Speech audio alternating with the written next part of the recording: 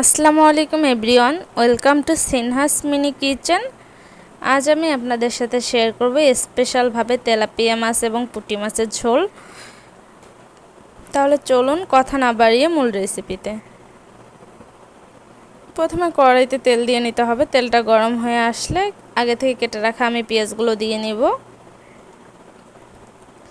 পেঁয়াজগুলো দিয়ে নাড়াচাড়া করে নিতে হবে একটু সফট হয়ে আসা পর্যন্ত।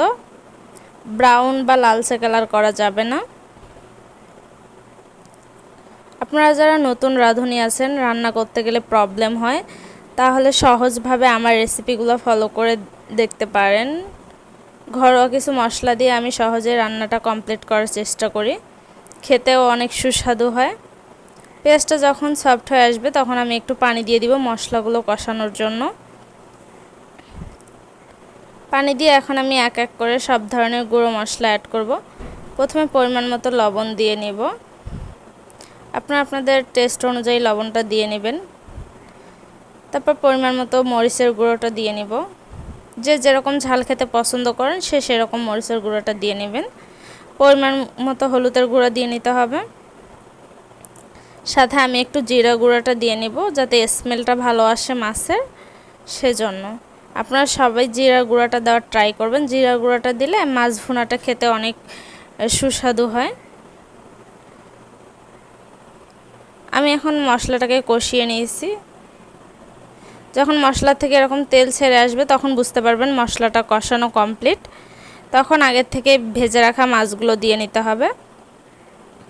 আমি মাছগুলোকে আগে থেকে হালকা করে ভেজে নিয়েছি।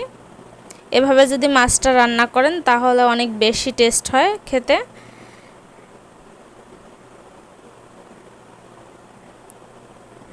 আমি মাছগুলোকে দিয়ে মশলার সাথে কষিয়ে নিব। পেঁয়াজগুলোর সাথে একটু উল্টিয়ে দিচ্ছি মাছগুলোকে।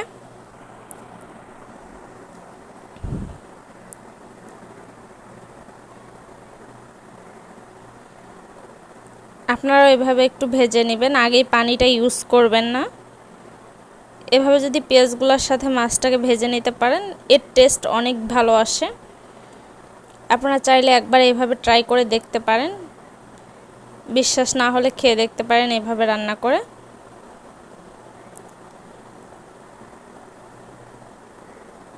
যখন ভাজা কমপ্লিট হবে তখন আমি পরিমাণ মতো পানি দিয়ে দিব মাছটাকে কষিয়ে নেওয়ার জন্য। যেহেতু আমি আগের থেকে মাছটাকে ভেজে নিয়েছি সেজন্য একবার ভালো করে পানি দিয়ে কষিয়ে নিলেই আমার মাছ কষানো হয়ে যাবে। যেহেতু আমি আগেও একটু পেঁয়াজের সাথে মাছটাকে কষিয়ে নিয়েছি। আমার মাছটা কষানো হয়ে গেছে, আমি এখন ঝোলের পানি দিয়ে নিব। আপনারা কালারটা দেখেই বুঝতে পারতেছেন মাছটা কতটা সুস্বাদু হবে।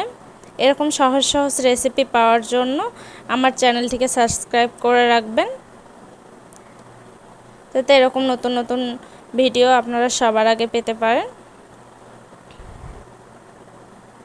আপনারা দেখেই বুঝতে পারতেছেন আমার মাছের কালারটা কতটা টেস্টি হবে। আল্লাহ হাফেজ।